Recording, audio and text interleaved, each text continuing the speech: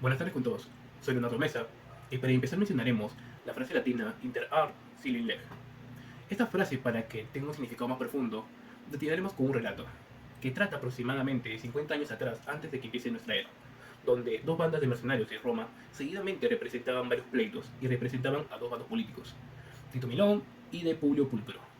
Uno de esos días, ambos personajes se cruzaron y terminaron en una contienda que llegó a un conflicto violento. A consecuencia de todo esto, Tito Milón asesinó a Publio Pulcro, siendo este acusado de homicidio. Aquí es donde sale su gran amigo de Tito Milón, Marco Cicerón, que asumió la defensa a sabiendas que tenía todas las de perder, y se centró con sus argumentos en la legitimidad de ocasionar muerte en combate. O sea que uno no puede exigir un combate violento, la contención, ni siquiera una buena conducta. Y es aquí donde la frase, cuando se blanden espadas, las leyes callan. Inter a silim leg. Ahora, por más buen orador que haya sido Cicerón, su representado igual fue declarado culpable, pues lo que queremos sostener es que incluso en tiempos de violencia, las leyes no callan. Y obviamente en la práctica, esta regulación no siempre es aplicada, pero tenemos que tratar, ya que nuestra realidad en los conflictos siempre ha estado en nuestro desarrollo como sociedad.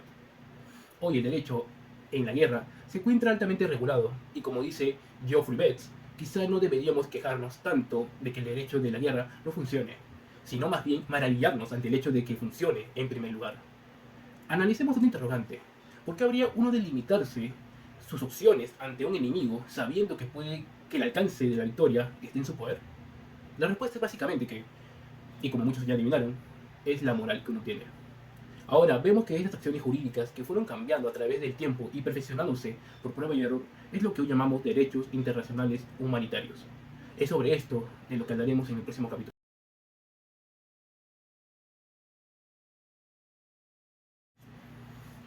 El concepto del conflicto armado no internacional. Primeramente, para entrar en detalles jurídicos y aplicables, debemos comprender el significado de conflicto armado y conflicto armado de carácter internacional, también los fundamentos principales del derecho internacional humanitario. Ahora tengan en cuenta este punto. Los conflictos armados los podemos dividir en dos: internacionales, o sea, entre estados, y los no internacionales, o sea, el estado contra un grupo armado no estatal. Es importante saber la diferencia, ya que las reglas no aplican de la misma manera. Aquí podemos mencionar que dentro de un conflicto armado internacional, los combatientes tienen inmunidad otorgada por el derecho internacional, ya que es aquí donde aplica el derecho a defenderse, mejor llamado como privilegio del combatiente. Pero ¿qué sucede cuando es un conflicto armado no internacional? Pues los derechos internacionales no inmunizan el accionar del grupo armado. Ahora, el problema fue cuando en el Pacto de Ginebra los estados prometieron regularse en los casos de conflicto armado, pero dicha palabra no está bien definida, hasta que se concluyó que existe conflicto armado cuando se recurren a la fuerza armada entre estados o violencia armada prolongada entre autoridades gubernamentales y grupos armados organizados. Bajo esta definición, un conflicto armado no internacional depende de dos factores. El primero, la violencia armada prolongada, y el segundo, la existencia de grupos armados organizados. Para el primero, tenemos que ver la definición de prolongado. El TPIY interpretó que la duración del conflicto debe ser entendida por la intensidad. Pero ¿cómo podemos diferenciar una historia interna de un conflicto armado?